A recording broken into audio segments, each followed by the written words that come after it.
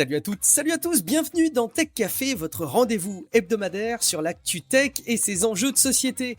Revue des premières paroles et des premiers actes du 46e président américain Joe Biden.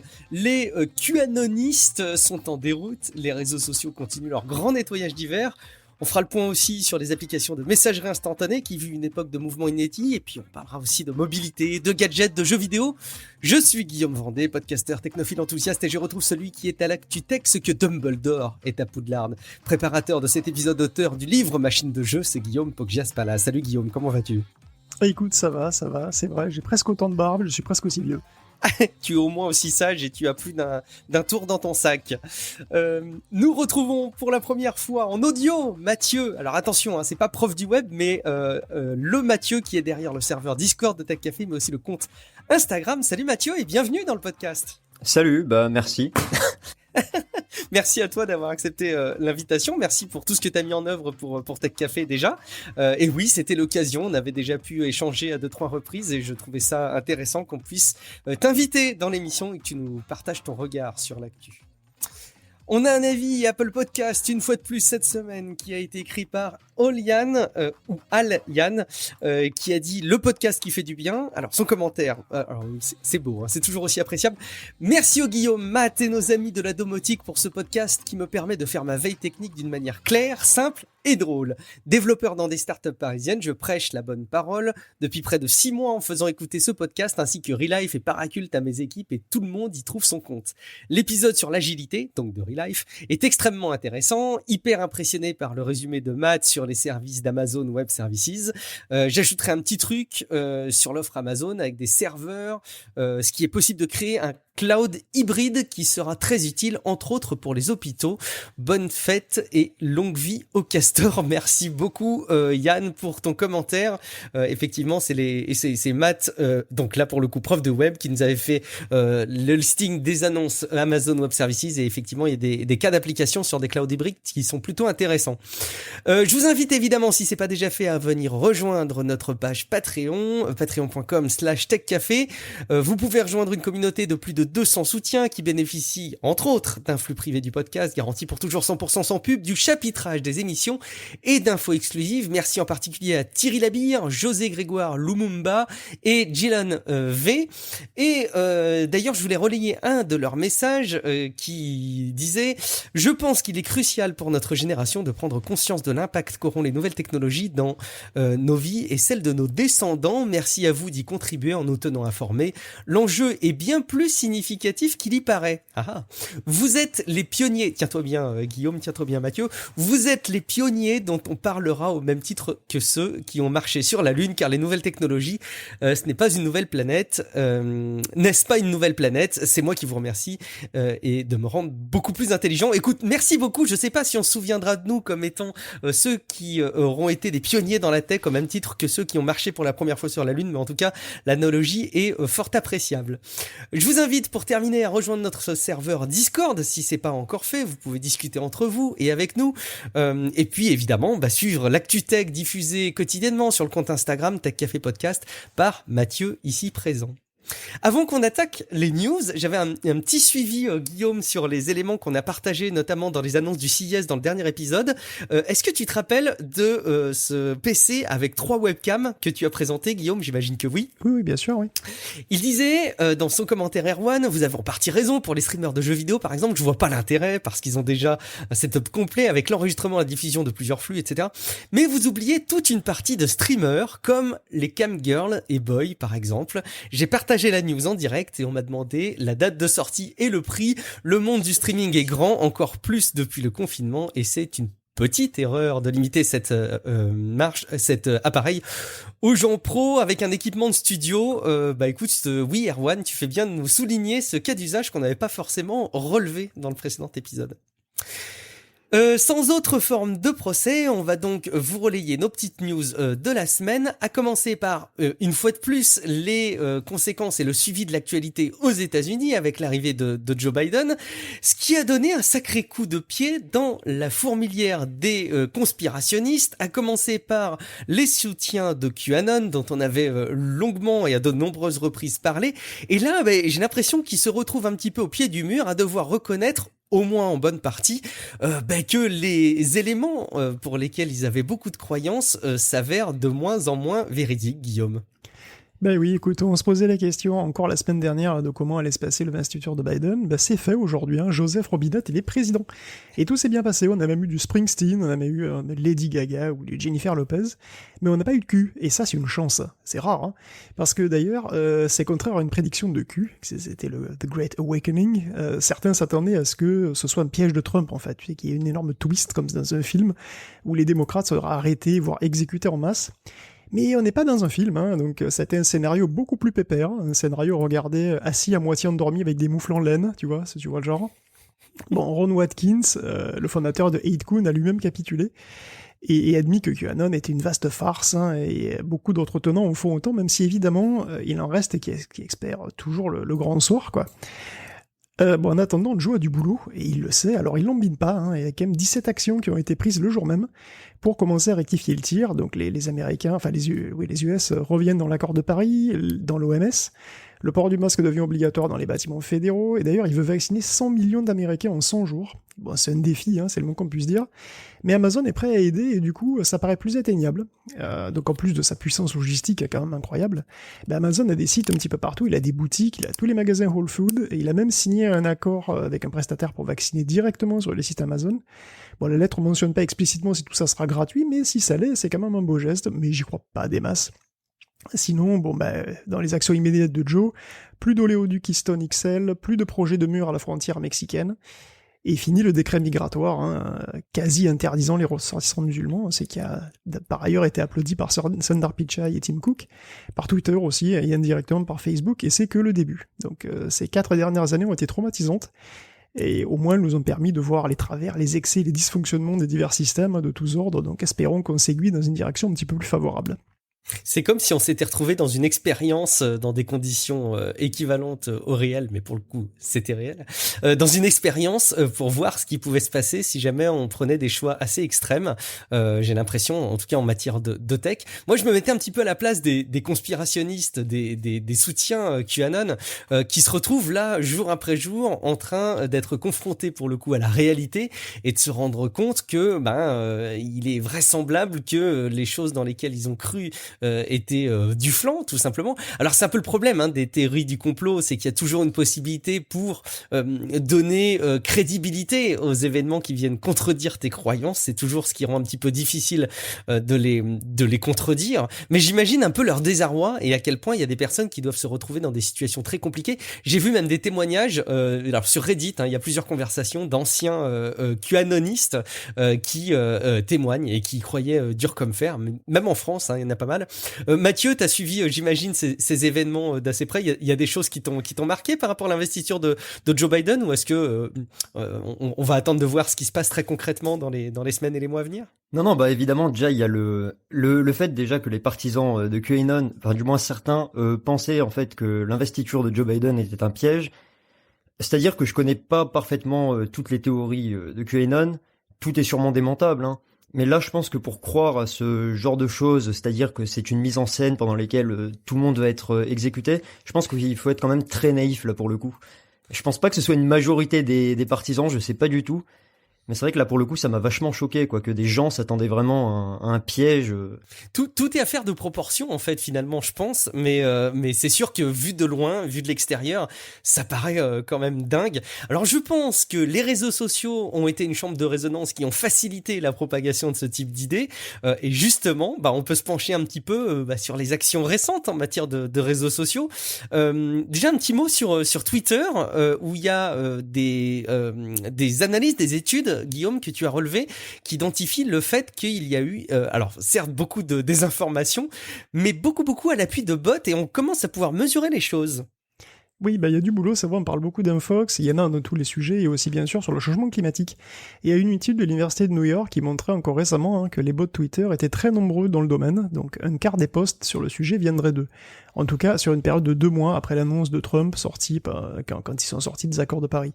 Donc 10% des intervenants d'ailleurs n'étaient pas humains, au sens propre, je veux dire. Donc, durant une conférence des Nations Unies sur le changement climatique en 2018 en Pologne, 35% des comptes Twitter, des comptes qui tweetaient sur le sujet, étaient des robots. Donc, même si les chercheurs se gardent des désignants coupables, il y a quand même pas mal de gens à qui le crime pourrait profiter.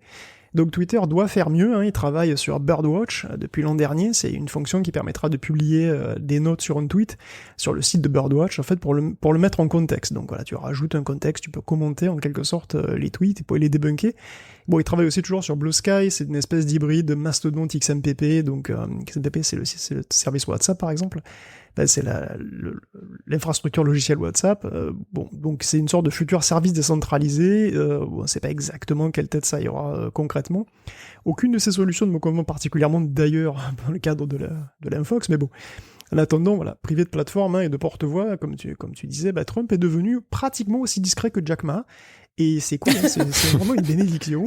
Cela dit, bon, même après tout ce qui s'est passé, Facebook semble se demander encore s'il a bien fait de suspendre les comptes de Donald Trump, puisque il demande à sa Cour suprême ce qu'elle en pense. Donc rappelez-vous, cette instance interne qui a été lancée formellement il y a 2 ans, elle est active que depuis un gros mois, et elle vient d'avoir son plus beau cas. Bon, c'est vrai qu'un ex-président, c'est quand même dur de faire mieux.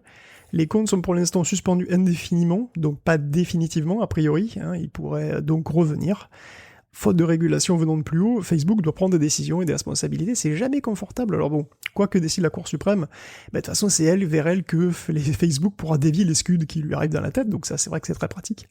Après les régulations elles vont venir, il y a une trentaine de démocrates qui viennent formellement de demander à Twitter, Facebook, Google de retravailler leurs algorithmes de recommandation. Et en question, c'est toujours le problème de la radicalisation en ligne, des wannabe putschistes, et plus largement le business de l'indignation, l'enfermement dans les bulles cognitives, enfin bon, tous les trucs dont on parle depuis toujours. Les élus parlent de défauts constitutifs fondamentaux et de conséquences potentiellement catastrophiques, dont les plateformes semblent parfaitement conscientes.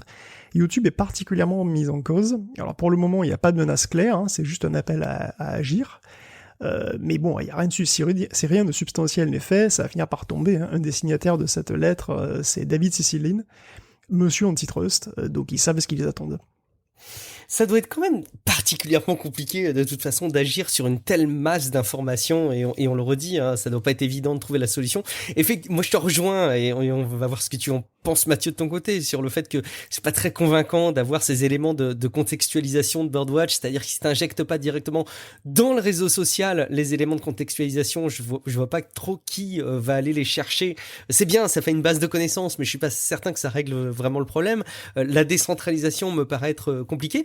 Moi, je retiens quand même cette initiative qui, sur le papier, paraissait un petit peu floue et qui, là, me paraît assez concrète. C'est cette décision de la part de Facebook de s'en remettre à une espèce de super comité de Jedi qui va arriver à dire si c'est bien ou pas bien et à donner des droits de vie ou de mort sur des grandes décisions, une espèce de conseil d'État du réseau social. Moi, honnêtement, je trouve pas ça complètement idiot, ça remplace un petit peu le rôle des États, mais de manière peut-être un peu plus éclairée sur ce genre de sujet, même si l'initiative vient d'une société privée. Mathieu, comment tu observes ces tentatives de solutions sur ces problèmes d'administration du contenu qui est diffusé sur les plateformes telles que les réseaux sociaux? Moi, je suis tout à fait d'accord avec toi. Je trouve que c'est une très bonne initiative de la part de Facebook. Je dirais même que c'est pas idiot, et même je pense que c'est très bien le fait que Facebook se remette à son conseil pour décider ou pas de si la sanction a été bien appliquée, si c'est correct, pas correct. Je pense que c'est vraiment une bonne initiative de la part de Facebook de se remettre de suivre l'avis comme ça d'un acteur un peu extérieur, et sur une décision d'ailleurs sur laquelle Facebook ne pourrait pas revenir, même si il s'y oppose. Et je pense que c'est vraiment une bonne initiative. C'est une manière quelque part peut-être de se déresponsabiliser, j'imagine aussi, mais c'est vrai que je trouve ça pas complètement inintéressant. Après, encore faut-il mettre en perspective la création de ce conseil et voir quelles sont les conditions, la marge de manœuvre qu'on leur laisse. A priori, ils ont plein pouvoir. Bon, ils ont qu'un cas pour l'instant, donc un vrai cas. Je crois qu'ils en ont eu 4, mais c'est le premier vrai cas qu'ils ont. On va voir comment ils s'en sortent. Je voulais mentionner rapidement, pendant qu'on parle de réseaux sociaux, d'actions de la part de Twitter, qui là sont assez prompts à bloquer des tweets qui seraient signalés. Alors on leur reproche maintenant l'inverse de ce qui pouvait être fait avant, c'est-à-dire que ils sont trop efficaces dans leur blocage, ou en tout cas trop coercitifs. Dans le cas de L214, qui est une association de défense des animaux, de la condition animale, qui sont toujours en fait, leur ADN de communication, c'est les images chocs, c'est les images assez sanglantes, qui sont très dérangeantes, et ils justifient l'utilisation de ces communications par le fait que c'est le quotidien de millions d'animaux en France. Je cite leur tweet évidemment à ce sujet-là. Ça, c'est une action. Ils ont mené plusieurs actions qui ont été à l'origine du blocage de leur compte par Twitter. On l'imagine à l'appui de pas mal de signalements.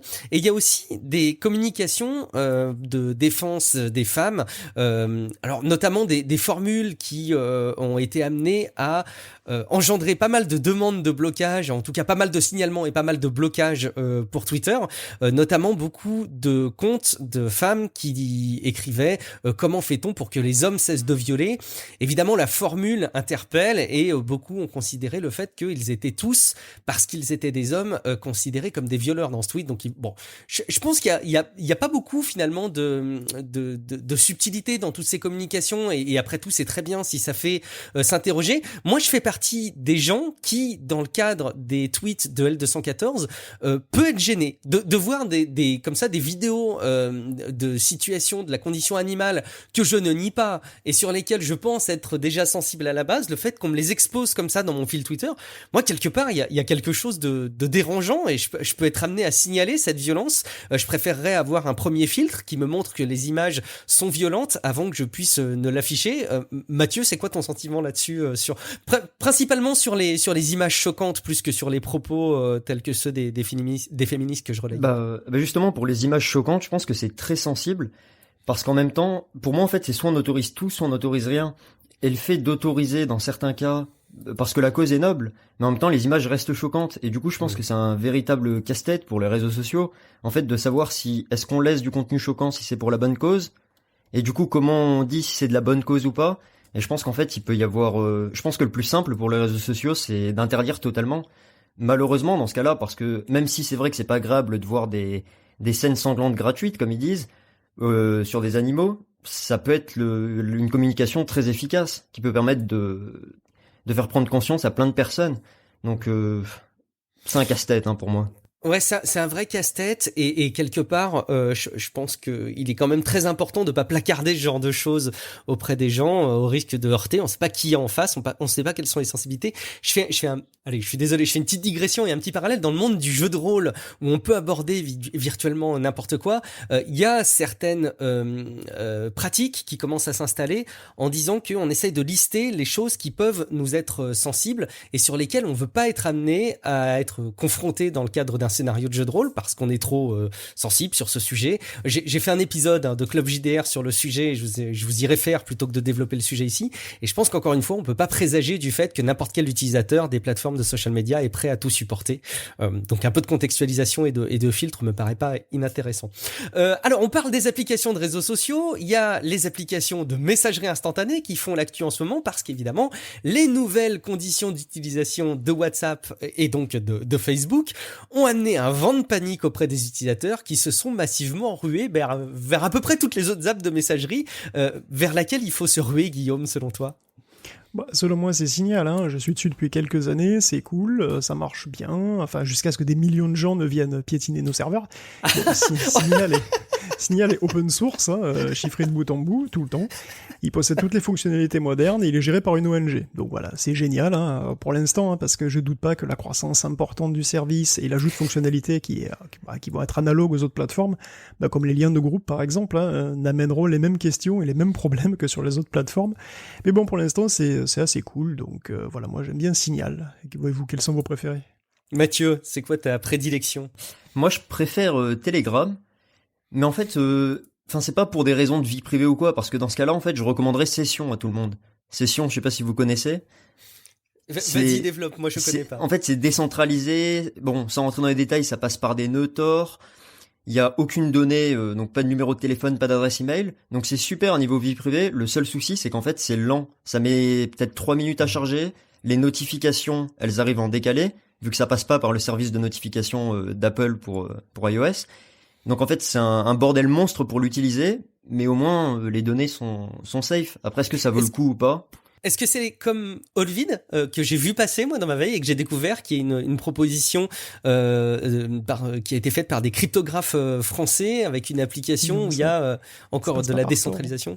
Ouais, non, Olvid, ils ont leur propre serveur chez Amazon Web Services. Okay. D'accord, ok.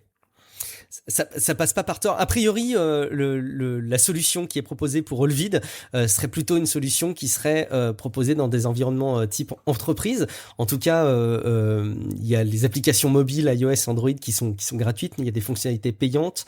Je crois qu'il faut tout simplement payer 5 € par mois pour passer des coups de fil. Bon, il y a en tout cas plein de solutions. Vous avez le tampon Guillaume Poggiastala qui sera apporté sur Signal, en tout cas. Et Telegram, c'est vrai qu'il y a quand même l'aspect fonctionnel que je trouve vraiment top, parce qu'en termes de possibilités d'usage, c'est vraiment très large. On peut même y trouver là ces derniers jours des fuites de données qui sont commercialisées. C'est issu de la fuite de données de Facebook de début 2019, où en gros on peut retrouver une base de données assez monstrueuse de numéros de téléphone associés à des identifiants de comptes Facebook. Donc c'est en commercialisation par des bots sur Telegram, ce qui pose évidemment question. En France, on a 19 millions de comptes qui sont répertoriés. Alors certes, ça date de début 2019. Il y a quand même très peu de chances qu'il y ait beaucoup de données qui soient obsolètes. Pour info, Facebook France, c'était 27,5 millions d'utilisateurs actifs par mois au moment de la faille. Il y a évidemment beaucoup de données. Il y a près d'un demi-milliard de comptes qui sont en fuite sur ce groupe Telegram, sur ce bot en tout cas. On va faire un petit tour du côté de Google, qui évidemment est un acteur important dans le monde de la presse numérique, avec Google News qui avait fait le feu de l'actualité il y a de ça quelques temps avec les directives françaises qui étaient à l'étude sur le plan politique. Et ben il y a quelque chose d'assez analogue qui arrive, qui est en train de se passer même en Australie, Guillaume. Ben, ça bouge chez Google. D'ailleurs, alors déjà, ça se syndique. Je ne sais pas si vous avez vu. Alors, les initiatives... Oui, à l'international. Ouais. Mais carrément. Alors, les initiatives dont on avait parlé se précisent carrément. Désormais, il y a une nouvelle entité qui s'appelle Alpha Global, qui regroupe 13 syndicats dans 10 pays. Et Alpha Global, d'ailleurs, s'affilie avec Uni Global, qui est une vaste syndicat de plus de 20 millions de personnes, dont les employés Amazon, d'ailleurs. Et Uni a aidé à la campagne Make Amazon Pay, en l'occurrence. Bon, ça n'a peut-être rien à voir, d'ailleurs. Il se trouve qu'une autre chercheuse du comité éthique de Google, qui s'appelle Margaret Mitchell, elle est aussi mise en examen. Le problème serait justement lié au départ de sa collègue, Gebru, Kim Gebru, elle aurait exfiltré des documents. Alors bon, on verra bien si le même vent l'emporte. Donc oui, non, parce qu'elle a aucun lien avec l'écrivain, je précise. Mais en tout cas, ce scandale n'est pas terminé. Alors, ce qui n'est pas terminé non plus, évidemment, c'est la saga Google et la presse, parce qu'effectivement, en France, un accord a été trouvé. Sur son blog officiel, Google annonce qu'il s'est mis d'accord avec l'APIG, qui représente les gros journaux, Le Monde, l'Express, etc., mais aussi la presse régionale. Donc les détails financiers de l'accord sont confidentiels. Cela dit, on sait que Google va ouvrir un espace qui s'appelle News Showcase, qui va contenir des articles entiers de médias, qui seront donc rémunérés. Donc pour ce nouvel onglet de la fonction recherche, en fait, les éditeurs recevront une somme calculée en fonction de la qualité, du volume et de l'audience. On ne sait pas exactement comment. Bon. Et du côté de la PIG, Google reconnaît enfin le droit voisin. Donc c'est assez bien. Et du côté de Google, on fait un effort de promotion de l'info de qualité. Tout le monde a l'air content, donc écoute, tant mieux, sauf ceux qui font pas partie de la PIG, puisque il y a l'AFP par exemple, il y en a bien d'autres aussi. Il y a les acteurs numériques. Ouais, il y a les acteurs de presse numérique qui ont bien joué le jeu de l'économie numérique sans être dans des problèmes tels que les canards que tu viens de citer. Je voyais Julien Cadeau, qui est rédac chef de Numérama, qui effectivement s'exprimait sur sa frustration, parce qu'effectivement, ça fait partie de ces acteurs de la presse qui bossent beaucoup avec le numérique, assez intelligemment, qui se sont adaptés depuis pas mal d'années, mais qui n'ont aucune contrepartie dans ce dispositif. Bref. C'est ça, c'est ça. Donc effectivement, il y en a qui maintiennent leur plainte, qui sont pas très contents. Mais encore ici, ça se passe pas trop mal, parce qu'en Australie, Google a annoncé qu'il n'aurait pas d'autre choix que d'arrêter son moteur de recherche si le pays passait une loi pour l'obliger à rémunérer la presse en ligne. Ça me rappelle une menace qu'on a eue en France. Tout à fait, mais de toute façon, c'est exactement la même problématique. Alors, sauf que en Australie, c'est un petit peu différent, parce que Google ne peut pas simplement enlever les liens vers les articles, parce qu'il y a une directive de non-discrimination qui lui impose de mettre tous les liens. Donc voilà, le problème de devoir payer ou pas pour lier un contenu, c'est toujours aussi épineux, et ça suscite toujours de vifs débats. Il y a même Tim Berners-Lee qui s'est opposé à la proposition australienne. Cela dit, l'exemple français pourrait inspirer en Europe et même au-delà. Donc voilà, l'affaire est loin d'être close quand même. C'est un sujet toujours aussi intéressant qui se répercute un petit peu partout dans le monde. À voir si cet accord sera la dernière étape qui scellera une viabilité à long terme du relais de la presse sur le web et par Google.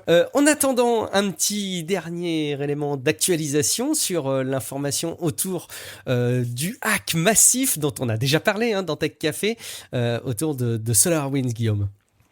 Oui. D'ailleurs, là, il y a un truc marrant. La Maison Blanche recrute des ingénieurs en cybersécurité, donc elle a même fait un Easter egg pour ça. Il y a un message caché dans le code HTML de la page d'accueil de la Maison Blanche. Donc voilà, ça le dit. C'est le nouveau site, c'est ça. Ils ont livré un nouveau site. C'est un nouveau site, effectivement. Et si tu fouilles dans le code, il y a un petit message. Voilà, si tu es en train de lire ça, on a besoin de toi pour Build Back Better. Donc c'est le slogan de Joe Biden avec une adresse pour le recrutement. Oui, c'est vrai qu'à la différence de son prédécesseur, Biden s'attaque à SolarWinds très au sérieux. Il a placé des ex de la NSA et de la sécurité intérieure au National Security Council, des experts de classe internationale, il semblerait. Et donc oui, il est tout à fait possible que la nouvelle administration confronte la Russie, voire lui demande des réparations. Alors bon, c'est Mathieu, c'est toi qui avais lié cette news, il me semblait. Ouais, moi je m'interrogeais sur justement l'easter egg que la Maison Blanche a caché sur le site. Je me demandais si c'était pas un peu nul comme technique. C'est-à-dire que pour moi, ça aurait été 1000 fois mieux de faire comme la DGSE fait chaque année, ou comme la DGA a fait cette année, c'est-à-dire une espèce d'énigme ouverte et publique, explicite, mais où tout le monde peut s'inscrire, et ensuite voir en fonction des résultats. Je pense que pour le recrutement de personnes chaudes dans le milieu, ce serait peut-être plus intéressant qu'un easter egg dans le code source de la page.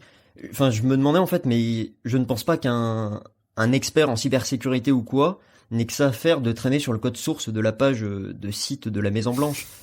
Enfin, je sais pas ce que vous en pensez, mais pour moi, ça m'a l'air plus d'être des ados de 13 ans qui s'ennuient et qui vont aller copier le code source pour faire une page de phishing ou que sais-je. Ou alors quelqu'un qui n'est pas très à l'aise avec son ordi, qui sans faire exprès va faire un contrôle U et afficher le code source. C'est intéressant ce que tu dis parce qu'effectivement, moi, je m'étais fait la réflexion en voyant cette histoire d'easter egg dans le code source de la page. Ça me faisait plus penser au petit clin d'œil promotionnel de Xavier Niel, le lancement de ses produits chez Free, que effectivement un appel du pied explicite et intelligent autour d'experts de cybersécurité. En disant que si c'est un petit clin d'œil, après tout, ça mange pas de pain. Effectivement, j'espère qu'ils n'attendent pas des torrents de candidatures d'experts en cybersécurité simplement avec une mention dans le code source, ça c'est vrai. Oui. Non, mais c'est clair, je pense pas que c'est leur seul, j'espère pas que c'est leur seul moyen de recruter, quoi. Je pense que c'est j'espère. Un petit d'ailleurs, l'énigme qu'avait faite Guillaume dans Tech Café était très bien. Ça, par exemple, c'était un beau moyen pour Ah bah écoute, merci. Je sais pas si c'était suffisamment de haut niveau pour des vrais experts de cybersécurité, mais bon, en tout cas. C'est toujours plus difficile qu'un contrôle U, à mon avis. C'est vrai. Oui, c'est vrai. Bah oui, écoute, oui, en tout cas, cette histoire parce que bon, les réparations qui pourraient être demandées par Biden pourraient être très chères en fait, s'il pourrait vouloir les faire payer vraiment, quoi. Donc pour dissuader la récidive, tu vois. Et donc Biden demande une grande enquête qui inclut même l'usage du poison dans le cas de Navalny. Donc c'est quand même des sujets un petit peu cruciaux, quoi. Et c'est vrai qu'en ce moment, faut pas oublier que les deux essayent de se mettre d'accord sur un traité de non-prolifération nucléaire. Donc voilà, tout va bien, c'est pas inquiétant du tout ça va. Et pourtant, l'éruption solaire n'en finit plus d'en mettre partout, ça éclabousse de partout, puisqu'il y a Malwarebytes aussi, qui est une boîte qui fait de l'anti-malware bien connu, qui est elle aussi victime du hack géant, et ça, sans utiliser d'ailleurs aucune technologie de SolarWinds. Parce qu'en fait, c'est Office 365 qui leur a servi de cheval de Troie. Donc heureusement, il me semble pas que les pirates aient pu aller jusqu'à compromettre la chaîne de production des antivirus, et heureusement parce que Malwarebytes, c'est quand même, ils vendent quand même leur truc à 60 000 boîtes et des millions de clients. Donc voilà, Microsoft lourdement touché, quand même donne un petit peu plus de détails sur l'attaque au passage. Donc c'est une sorte s'il y avait un DLL compromis qui se déployait en journée pendant les heures de bureau, en imitant en fait les processus routines, tranquilles, avec des noms de fichiers standards, et plus fin, chaque implant était absolument unique à chaque machine infectée. Donc il y a une grosse variabilité, qui demande d'ailleurs beaucoup de travail, tout comme lister d'ailleurs tous les processus d'une machine avant de l'infecter, et patiemment de désactiver certains services, et d'attendre qu'elle soit redémarrée, pour s'introduire en super furtif, dans le trou que tu as laissé, en utilisant des noms de processus et de fichiers Windows. Donc en gros, les recherches de Microsoft témoignent d'un niveau de sophistication et de boulot très très élevé des pirates. D'ailleurs, l'article du New York Times évoque plus d'1 millier de personnes impliquées dans le hack. C'est gigantesque, c'est un nombre qui est si grand qu'il est difficile à croire, quoi. C'est pas ton petit piratage quotidien, tu sais, normalement c'est quelques dizaines c'est 10 personnes, quelques dizaines au maximum, mais là des milliers, c'est incroyable. Moi, je suis estomaqué par le silence de tous les acteurs qui ont été victimes de cette attaque. Par souci de transparence, ça me paraît être beaucoup plus intelligent de faire part du fait que tu as été victime de cette attaque-là. Et j'ai l'impression qu'il y a vraiment un problème. Bah, tu parles de Malwarebytes, qui pour moi est un acteur qui se dévoile hyper tard. Alors peut-être qu'ils s'en sont rendus compte un petit peu tard parce qu'encore une fois, ils n'utilisent pas les technologies qui ont été incriminées, en tout cas pas directement. Mais moi, ça m'interpelle beaucoup de savoir qu'il y a toutes ces victimes et qu'il y en ait aussi peu qui se dévoilent, quoi. Et juste pour terminer cette rubrique et pour parler un petit peu de mobilité, tu disais tout à l'heure, Guillaume, tu mentionnais la disparition de Jack Ma dont on a déjà un petit peu parlé, juste pour dire qu'il est réapparu. Donc voilà, on va pas rentrer dans les détails, mais comme j'anticipe le fait qu'on ne va pas avoir le temps de couvrir nos news en vrac et que ça en faisait partie, je voulais juste mentionner le fait que Jack Ma, si vous n'avez pas vu, est réapparu. Alors pas forcément grande pompe, hein. Après 3 mois de silence total, voilà, Jack Ma est réapparu. Alléluia. On a eu peur. Hein. Et pas en grande pompe, hein, plutôt de manière assez discrète dans le cadre d'une intervention à la marge, on va dire, en vidéo, mais les vivants. On va passer donc à une rubrique sur la mobilité, parce qu'on parlait de Microsoft qui s'audite dans le cadre de cette affaire, mais surtout qui prend une action assez importante qu'on n'avait pas forcément vu venir, et pourtant on peut s'attendre à ce que Microsoft ait envie d'avoir une part du gâteau, de la mobilité autonome, Guillaume. Ouais, bah c'est vrai que quand on pense voiture autonome, on pense Tesla, Waymo, peut-être Mobileye et plus du tout Uber, hein, du coup. Mais c'est vrai qu'on oublie souvent Cruise. Et Cruise, c'est General Motors. Elle a racheté, donc Cruise a été racheté par General Motors plus d'1 milliard en 2016, alors que c'était qu'une start-up. Bon, c'est plus le cas, hein, elle pèserait aujourd'hui 30 milliards, soit presque la moitié de General Motors en réalité. Ça, c'est fou. La moitié de General Motors, ouais. Quand tu y réfléchis, qui n'est pas un acteur anecdotique. C'est dans les 70 milliards, ouais. C'est incroyable. Hein. Alors, la valuation comme ça, qui est à 30 milliards, là, elle vient d'être aidée justement par Microsoft, qui a injecté pas moins de 2 milliards de dollars dans Cruise. C'est son premier gros investissement dans le secteur, hein, et ça a aussi profité à General Motors, dont l'action a bondi de 9,5 points, ce qui fait qu'effectivement, on aboutit à ce ratio quoi, de 70 milliards et 30 milliards pour Cruise. Donc en retour, évidemment, General Motors et Cruise vont utiliser le cloud Azure, et Microsoft se positionne un petit peu sur le secteur, sachant qu'Amazon aussi a racheté Zoox, hein, 1,3 milliard il y a quelques temps, donc il commence à y avoir du monde là-dessus. D'ailleurs, Cruise a aussi souffert des divers confinements. Oh, il a été malin, il a réussi à se faire qualifier d'essentiel en livrant de la bouffe, et donc il continue d'opérer sur San Francisco. Malin. Mais comme tout le monde, Cruise a vu ses ardeurs refroidies quand même par un principe de réalité pas super jovial. On aurait dû avoir des taxis robots Cruise dès 2019. Bon, on est habitué, hein, les taxis Waymo sont bien opérationnels sur Phoenix, mais ils ont pas trop bougé leur petite zone de confort là depuis 3 ou 4 ans. En même temps, Tesla avait dit que c'était pour 2018, hein, leur autopilot, et ça vient juste de sortir en pré-alpha, voire en proto. Bon, en plus, c'est vrai qu'il y a une guéguerre de philosophie un petit peu entre les constructeurs. Donc Waymo, qui ne croit pas du tout à la technologie Tesla. En tout cas, il ne croit pas que Tesla puisse donner à terme des systèmes totalement autonomes. Alors pour eux, Tesla fait des systèmes d'assistance à la conduite. Et ils pensent qu'il existe un continuum qui les mènera jusqu'à l'autonomie totale. Et c'est pas du tout l'avis de John Krafcik, le PDG de Waymo, qui voit les deux systèmes comme totalement différents. Donc c'est pas les mêmes types de senseurs, pour lui c'est pas le même robustesse logicielle aussi non plus, donc Waymo joue la prudence maximale. Et Google d'ailleurs sait d'expérience qu'il est dangereux de dire à quelqu'un qu'il a un pilote automatique, parce que le mec il est trop content d'y croire, il lui fait beaucoup trop confiance et ça finit dans le décor. Bon. Ouais. D'un autre côté, Amnon Shashua, PDG de Mobileye, avait prédit aussi que Tesla heurterait bientôt un plafond de verre, sans nommer Tesla explicitement, mais bon, tout le monde a bien compris.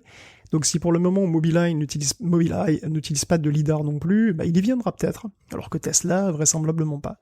Donc pour le moment, c'est pas simple de prévoir qui sera le leader du marché dans 5 ans. Elon, comme d'habitude, vend du rêve avec un autopilot pour tous dès cette année. En plus, il veut sauver le monde avec un bingo à 100 millions pour la boîte qui présentera la meilleure solution de recapture du carbone, t'as vu?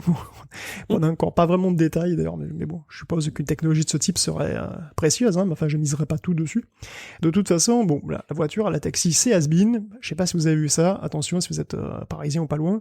En juin, la RATP va lancer les premiers essais de taxis volants. Donc des sortes de gros drones électriques, censés transporter des gens pour de vrai pour les JO de 2024. C'est pas une blague, Airbus est sur les rangs, comme plein d'autres d'ailleurs, start-up asiatiques ou pas.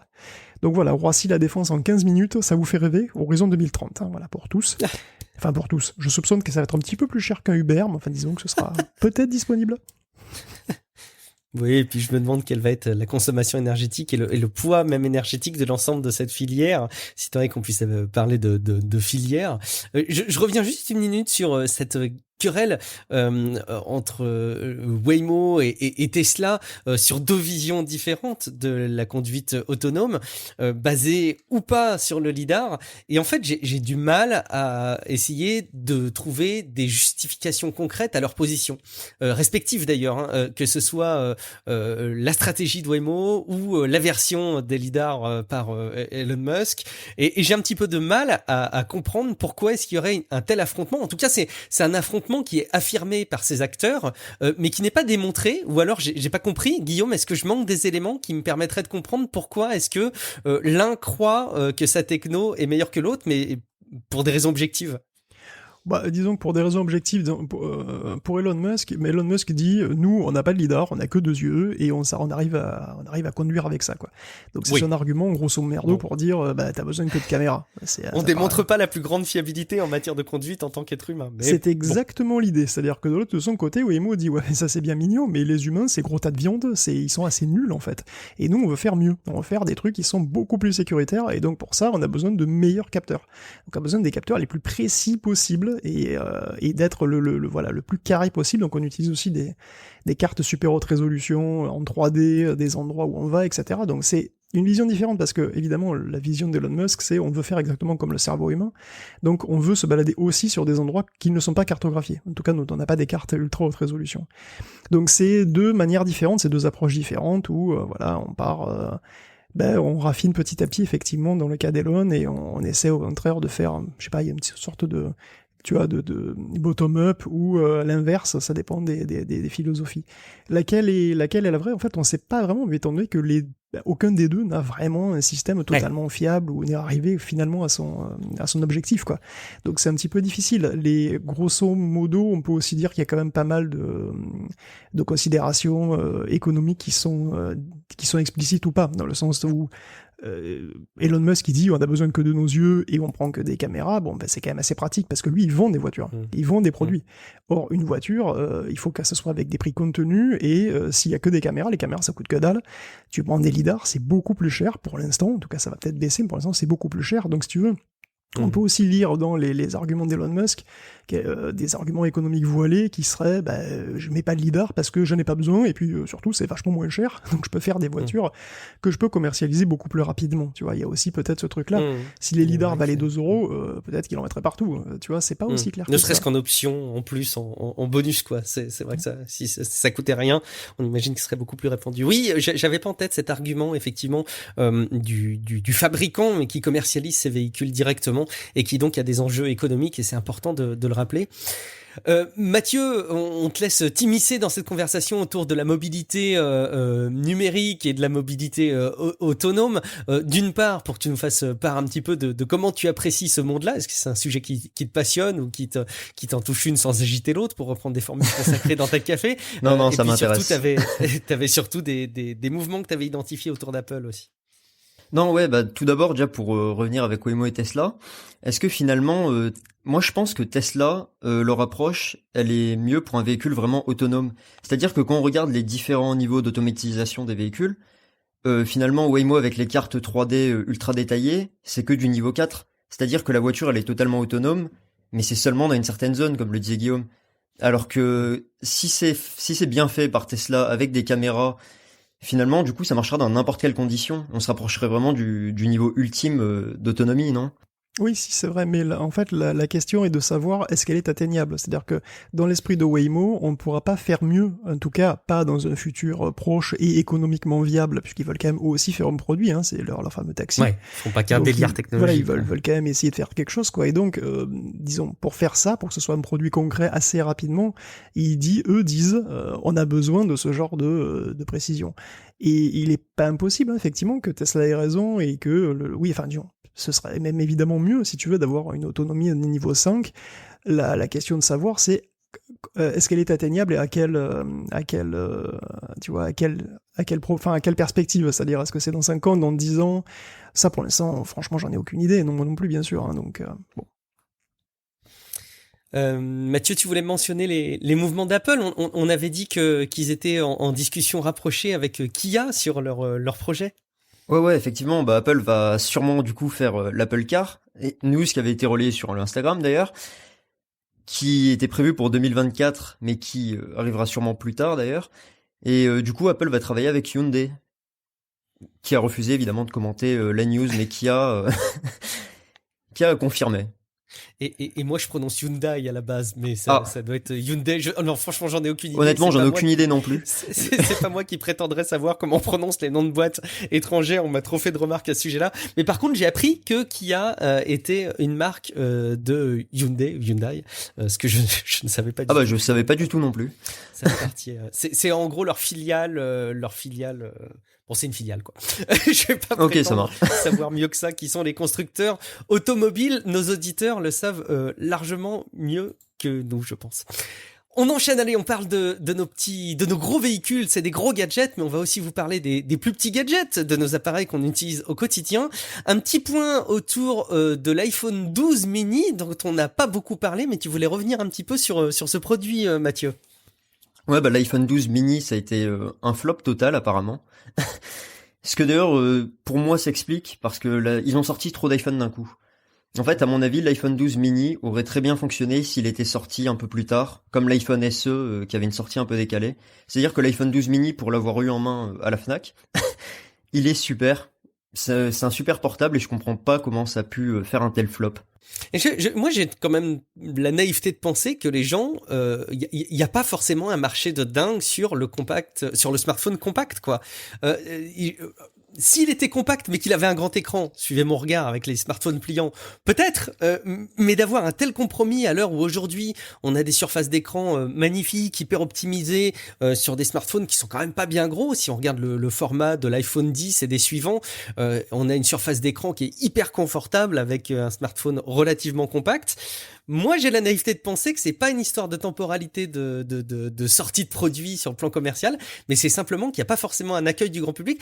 Guillaume, t'as un avis sur le sujet de l'iPhone 12 mini qui, alors on dit que c'est un flop, attention, hein, c'est un flop commercial à l'échelle d'iPhone d'Apple dont on n'a pas les chiffres détaillés, mais est-ce que ça s'expliquerait plutôt, selon toi, sur un timing de commercialisation, ou est-ce que tu penses qu'il y a tout simplement un souci de proposition d'expérience utilisateur, Guillaume, toi, sur l'iPhone 12 mini?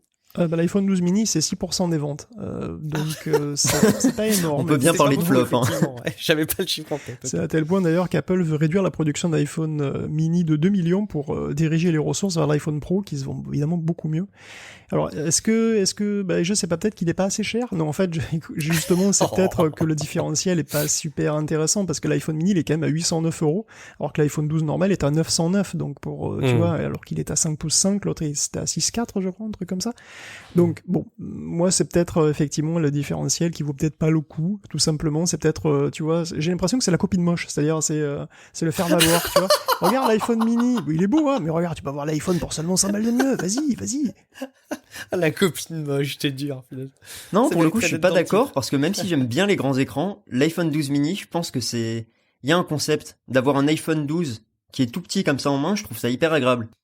Alors, tu paraphrases en tout cas notre copain de chez Blabla High Tech qui nous écoute et qui était déjà intervenu dans le podcast, qui lui l'encense et qui l'apprécie particulièrement au quotidien. Bon, vous ferez votre avis et puis peut-être que vous pourrez nous le dire dans les commentaires. En tout cas, là, autour des gadgets Apple ne s'arrête pas là. Tu voulais aussi nous mentionner, Mathieu, l'actu autour des lunettes, forcément. Bah, Apple va faire des casques de réalité virtuelle qui vont être un prix pas raisonnable, un prix digne d'Apple, avec une puce M1 à l'intérieur.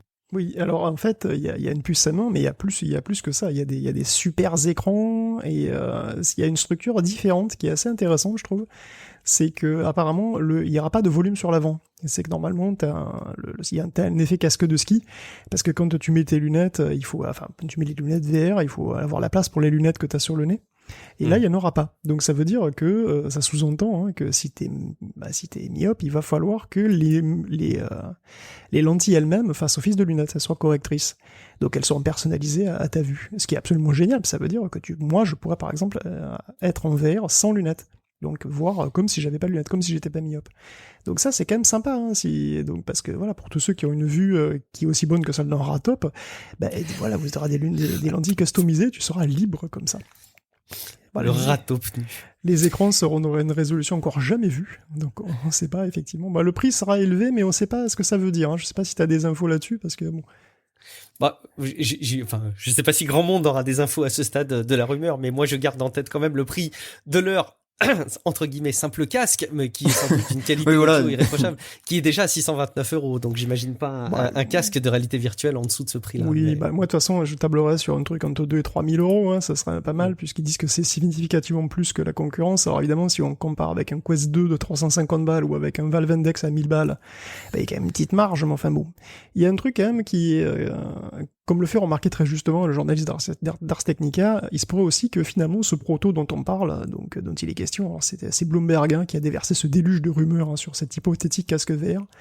En fait, Bloomberg dit que c'est un casque VR qui serait préalable à un casque de réalité augmentée, et que le casque de réalité augmentée serait plus accessible en fait. Et Ars Technica, ils se disent peut-être en fait que ce casque VR c'est juste le développeur, enfin le kit de développement, le kit pour développeur, qui serait très cher parce que c'est un truc pour développeur, tu vois, mais genre, il prépare le terrain pour une paire de lunettes de réalité augmentée l'année suivante, qui serait tarifée de manière un petit peu plus raisonnable, disons, genre, je sais pas, 1500 balles. Oh, ça va, ça commence à être le prix d'un iPhone, ça va, c'est bien, c'est honorable. Tu parlais du M1, Mathieu, figure-toi qu'on a, ça y est, l'info d'un Linux qui tourne avec ce processeur M1 d'Apple, Guillaume. Et oui, ça y est. Bon, pas de manière officielle, puisque, voilà, étant donné que le M1 est un CPU ARM, c'est pas super étonnant que Linux puisse tourner dessus. Par contre, sans support officiel, il faut se braquer les détails. Tu sais, les petits détails comme la gestion des cœurs, les gestions des cœurs qui sont des cœurs différents, les contrôles des interruptions, le bootloader, voilà, des trucs qui sont pas faits comme d'habitude, parce que c'est Apple, Et voilà, bon, c'est Corellium, donc, qui se l'est frappé. C'est un habitué des subtilités des CPU Apple, quand même. Ils ont réussi à créer un noyau fonctionnel, bootable via une clé USB, et le terminal du mode recovery. C'est déjà une jolie performance, mais bon, on n'espérait pas avoir un dual boot tout de suite. Peut-être dans un futur, ça arrivera, peut-être même qu'on aura Windows sur M1 un jour, allez savoir. On m'a demandé, moi, par Twitter, si il était envisageable un jour que quelqu'un parvienne à faire un OS avec le M1, qui exploite le M1 de manière qui soit plus optimisé que macOS. Ma réponse a été de dire que spontanément, ça me semblait compliqué de mettre les mêmes ressources que tous les salariés d'Apple autour de l'exploitation de ce processeur, mais pourquoi pas? T'en penses quoi, Guillaume? Est-ce qu'on pourrait imaginer un Ubuntu M1 demain qui tournerait plus vite que macOS? Ça dépendrait des tâches, tu me diras, mais... Oui, voilà, plus vite que macOS, qu'est-ce que ça veut dire, effectivement, tu sais, OS, ça fait plein de trucs, est-ce que c'est sur les entrées-sorties, sur les fichiers, sur la gestion des processus, sur l'énergie, bon, c'est difficile à dire. Ubuntu pourrait parfaitement tourner très bien sur Mac M1, j'ai aucun doute là-dessus, après, tourner mieux, si tu veux, c'est difficile à dire. On est d'accord. Allez, forcément, on parle de processeur, faut parler d'Intel. Oui, c'est le M1 donc qui relance la partie que voilà, j'avais exprimé mes inquiétudes face au recours massif à TSMC chez Intel, qui semble industriellement un peu largué. Que je me rassure, le nouveau PDG, qui s'appelle donc Pat Gelsinger, annonce qu'en 2023, la plupart des puces seront produites dans les usines Intel.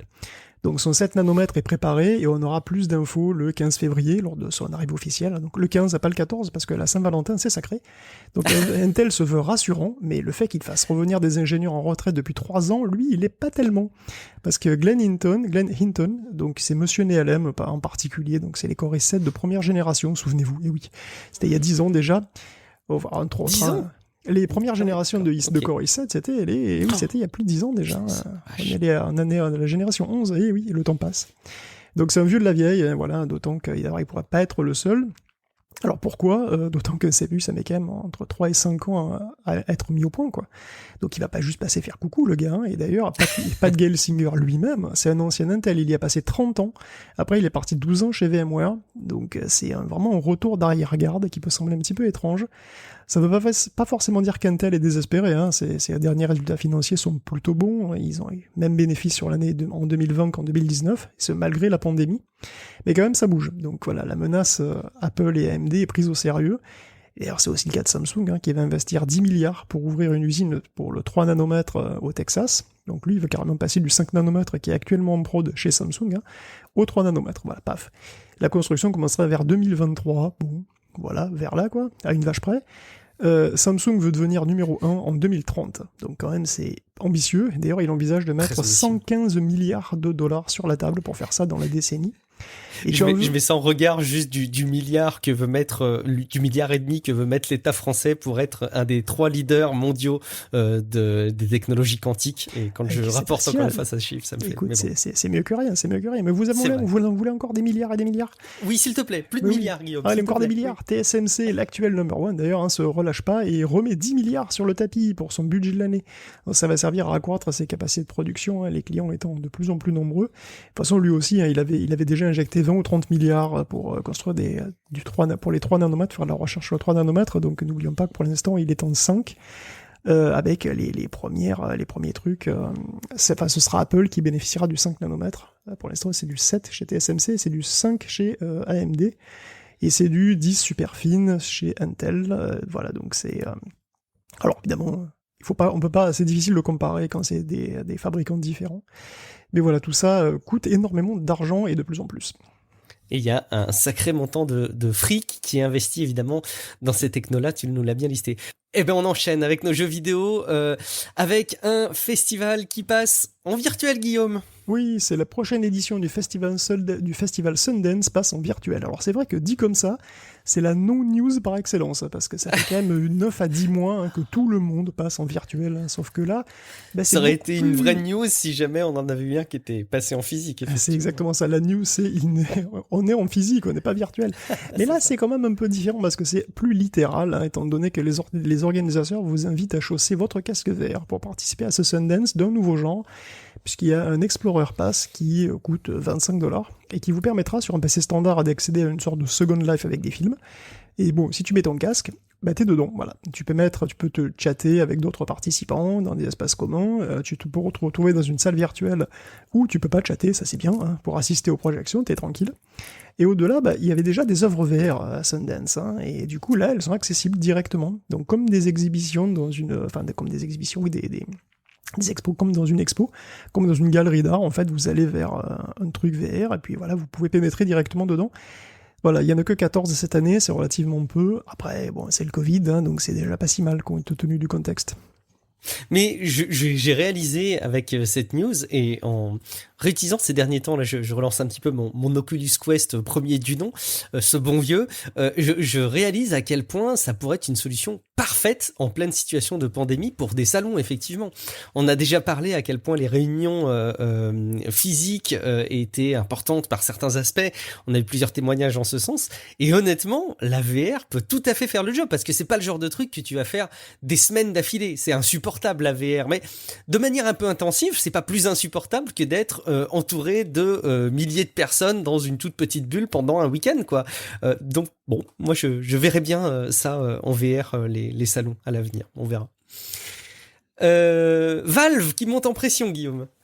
Bah ouais, Valve était dans l'info cette semaine, alors bon, ça aurait pu être parce que l'Europe lui a mis une grosse prune, à cause du blocage géographique, donc des clés Steam en particulier, donc on sait qu'on n'est pas censé pouvoir acheter des clés américaines par exemple, et ça a été apparemment reconnu comme une pratique commerciale illicite, d'où l'amende, qui se sont pris avec d'autres, comme Focus ou Zenimax. Mais ce qui a capturé l'attention, c'est ce bon vieux Gabe Newell, donc réfugié entre guillemets, en Nouvelle-Zélande depuis presque 1 an, puisqu'il y était allé, le Covid a frappé, et puis finalement il y est resté. Puis bon, c'est pas forcément idiot, vu qu'il est pété de thunes, donc il peut acheter une maison quand il veut, n'importe où, et donc là, la Nouvelle-Zélande, c'est pas mal, il y a pas beaucoup de Covid, c'est vrai que c'est un avantage d'être milliardaire, bon. En tout cas, il donnait une interview à la télévision locale, il a pas mal déliré sur plein de sujets. Donc il a parlé d'Alix, Alix leur aurait redonné le goût du développement, voilà, c'est bien, c'est un studio de développement à la base, mais c'est vrai que finalement, entre studio de recherche et éditeur, bon voilà, c'est magasin, bon voilà, ils ont retrouvé un petit peu le goût des développements, mais aussi il a parlé d'interfaces neurales, voilà, des interfaces capables de lire votre humeur, vos intentions, et peut-être même qu'elles permettront un jour d'éditer votre humeur, ou votre état d'esprit. Voilà, en gros, Gabe veut une appli pour décider d'être motivé ou décider de bien dormir les 12 prochaines heures. Bon, c'est vachement pratique quand même, Bon, c'est à mon avis un marché incroyable qui s'ouvre à lui s'il y arrive. C'est pratique et c'est totalement terrifiant évidemment, mais bon, en tout cas, Valve est pour autant très investi pour de vrai dans des interfaces neurales. Donc il participe au projet Galea, il a même un prototype de casque VR modifié qui est avec une bardée de capteurs haute résolution pour capter l'activité cérébrale. Donc évidemment c'est moins invasif que Starlink, hein, vous ouvrez pas le crâne, mais le but c'est bien de réduire la latence entre une intention et une action, donc en la lisant directement dans ton esprit, et aussi d'avoir une idée de l'état d'esprit du joueur pour que le jeu s'adapte. Donc bon, évidemment ça reste largement dans le domaine du prototype, on est loin d'un produit commercial commun, hein. Déjà que la VR est lente à se démocratiser, mais il y croit, hein. Il a même dit que si en 2022 un développeur de jeu n'avait pas un de ce genre de trucs là, au moins dans son labo pour expérimenter avec, ce serait une grossière erreur. Donc il y croit. Bon, on est loin de la lecture des pensées déjà précises, mais bon, on est encore plus loin de leur écriture. C'est peut-être tant mieux. En tout cas, Gabe Newell il envisage un futur quasiment à la Matrix. Je pense que dans Tech Café, on suit des technologies qui peuvent comme ça changer les paradigmes de société. Donc on a le deepfake, hein, on a dit à quel point ça changeait notre relation à la réalité. Mais c'est mignon, quoi, quand on compare ça à la modification des émotions. Je pense qu'il y a de quoi trembler sur les conséquences qu'on pourrait engendrer dans une société. Et donc ça se comprend d'autant plus qu'ils bossent dessus.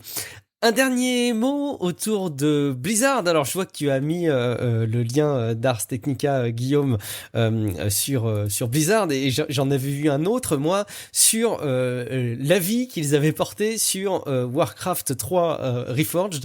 Donc, rien à voir, mais pour dire à quel point ça avait été une prestation décevante, qui est sortie en 2020, je crois. Mais c'était pas ça dont tu voulais parler, c'était des mouvements à l'intérieur du groupe Activision, donc, que tu voulais relayer. Ouais, Blizzard a grossi cette semaine un petit peu, ça se voit dans le miroir, regarde. Donc, parce qu'en gros, il a absorbé Vicarious Vision. C'est les raclettes, ça. Et c'est presque ça, il a bouffé Vicarious Vision, c'est quand même un bon studio, hein, c'est un studio d'Activision. Ça sur siamoise en fait, puisque on avait du mal avec Q et Hyundai. En gros, c'est vrai que Blizzard Activision c'est un peu pareil. On sait pas trop si c'est des siamois, on sait pas trop qui est propriétaire de qui. Toujours est-il que Vicarious Vision donc était intégré à Activision, et c'est un studio d'à peu près 200 personnes qui ont pondu énormément de portages. Ils sont spécialisés dans le portage sur portable en particulier, donc ils étaient spécialisés Game Boy Advance à une certaine époque, pour ceux qui se souviennent, puis Nintendo DS aussi, où ils ont fait les Guitar Hero par exemple sur Nintendo DS, et oui, ils ont fait les Skylanders aussi, alors ils ont fait des jeux iOS, dernièrement ils ont fait le dernier Tony Hawk, et même le portage de Destiny 2 sur PC, donc ils touchent un petit peu à tout, ils sont très doués pour s'adapter à des plateformes différentes et même un peu contraintes, et ils se murmurent qu'ils pourraient s'occuper d'un remake de Diablo 2. Alors, je sais pas si c'est une bonne idée. Diablo 4 est pas encore sorti, hein, mais bon, je sais pas, pourquoi pas de faire un Diablo 2 HD avant un Diablo 4. Il n'y a pas un Diablo Go ou je sais pas quoi qui doit sortir sur mobile ? Non, il y a pas un Diablo mobile qui est prévu déjà, qui a été annoncé. Non, je dis des bêtises peut-être. J'y ai pas joué si un Diablo mobile, mais en tout cas Diablo... Ah non, mais qui est pas sorti, qui est en développement, non ? Ah oui, Diablo Immortal. Diablo Immortal, oui, d'accord. Oui, non mais Diablo Immortal. Oui, mais j'y ai pas joué en tout cas, et je sais pas si j'ai pas de nouvelles. C'est parce que bon, Diablo 4, il est toujours pas sorti, on est bien d'accord, là je suis pas là, c'est à l'ouest. Non, il est pas sorti. Bon, non. Donc peut-être effectivement que ce serait une bonne idée, de remettre un petit peu Diablo sur le devant de la scène, mais ça pourrait aussi s'agir tout simplement d'une restructuration, hein, vu que la Team One qui est responsable des StarCraft ou des World of Warcraft a été dissoute, justement peut-être suite à des résultats modérément conformes aux attentes, on va dire, ces derniers temps. Donc tu parlais de Warcraft Reforged là, qui a déçu apparemment. On ne sait pas exactement ce que ça donnerait. Est-ce que c'est une bonne idée de relancer un Diablo 2, un remake ? Est-ce que ça vous tenterait de repartir ? Moi, je suis toujours tenté, même si j'ai fait Diablo 3 avec beaucoup de retard. Je suis toujours preneur pour les Diablos. Je suis toujours fan de cette licence. Après, c'est le genre de truc où j'y passe. Il fallait le faire en retard. Pourquoi ? C'est parce qu'il ramait trop à sa sortie ? Ouais, à la sortie, il y avait des gros soucis d'équilibrage, d'économie aussi. Il a été beaucoup... Moi, j'ai joué sur PlayStation 3 à l'époque, et franchement, j'ai trouvé ça pas mal du tout, d'ailleurs. Moi, je l'ai fait sur Switch, donc c'est pour dire à quel point. Bon. Mais on peut jouer à tout sur la Switch. Écoute, très bien, merci pour cette Actu Blizzard. On va du coup clore cet épisode de Tech Café qu'on a passé tous les trois autour de l'actu tech et des enjeux de société. J'espère bien évidemment que l'émission vous a plu, qu'elle vous a intéressé, qu'elle vous a même diverti. Si c'est le cas, bien évidemment, vous savez où nous soutenir, c'est sur patreon.com/techcafé, en discutant sur le serveur Discord ou en nous suivant sur Instagram instagram.com/techcafé, pardon. Et Tech Café merci. Podcast. Tech Sur Café Instagram. Podcast, merci, je me mélange et je perds ma voix. Merci Mathieu de nous rappeler à l'ordre. Justement, Mathieu, où est-ce qu'on peut te retrouver si on veut te suivre à titre individuel en dehors de Tech Café? Bah alors, sur Discord, on peut me contacter via le Discord de Tech Café, ou sinon vous pouvez toujours m'envoyer un message sur le Tech Café, sur le compte Instagram de Tech Café, et je vous répondrai. Sinon, je me fais assez discret comme Guillaume Poggiaspala. Et Mathieu a suivi les bons préceptes de maître Guillaume Poggiaspala et n'étant pas trop sa présence social media tout en restant joignable. Donc je compte sur vous pour aller interagir avec nous sur Discord et avec Mathieu. Guillaume, justement, où est-ce qu'on peut te retrouver à titre individuel? Mais probablement au Festival Sundance, dans une salle de cinéma C'est virtuelle où tout le monde, au moins, la ferme. Tiens, parce que ça, c'est bien. Bien sûr, Dire, c'est tu vois, vrai. le chat est interdit dans la salle de cinéma. Donc, tiens, si seulement tu pouvais faire mute sur les gens dans la vraie vie, ce serait génial. Dans les salles de cinéma, j'adhère totalement à cette idée. Le bruit de popcorn est bien trop dérangeant. Si vous n'avez pas assez de podcasts en écoutant Tech Café, vous avez plein de solutions. Vous pouvez aller écouter notamment Relife, où on vous a parlé avec Matt, donc pas Mathieu là, mais Matt, prof du web. Ça commence de à être nos compliqué projets. là, tous ces Mathieu, tous ces Guillaume. Tous ces Guillaume, oh là là. Il faut normalement que quand on participe à ces podcasts, il y ait un homonyme, sinon on n'accepte personne. De toute façon, sachez-le. Mais en tout cas, on a parlé de nos projets 2021. Alors évidemment, allez écouter Relife. Et puis, j'ai eu l'occasion de discuter avec Rémi, fier streetcaster, mais également expert en la matière de Star Trek dans Paraculte. Donc, je vous invite à aller écouter le dernier épisode de Paraculte, qui est un gros dossier Star Trek. Moi, c'est toujours resté une espèce de nébuleuse un peu incompréhensible, une sorte de concurrent de Star Wars. Et en fait, j'ai appris dans cet épisode, en enregistrant avec Rémi, à quel point il y avait une vraie particularité. J'ai compris l'historique et je sais maintenant dans quoi me lancer si je veux regarder du Star Trek. Et il y en a pour tous les goûts, donc je vous invite encore une fois à aller écouter et à vous forger votre propre opinion. Merci beaucoup de votre fidélité, merci beaucoup de nous écouter, de nous suivre et merci de continuer à recommander Tech Café à votre entourage.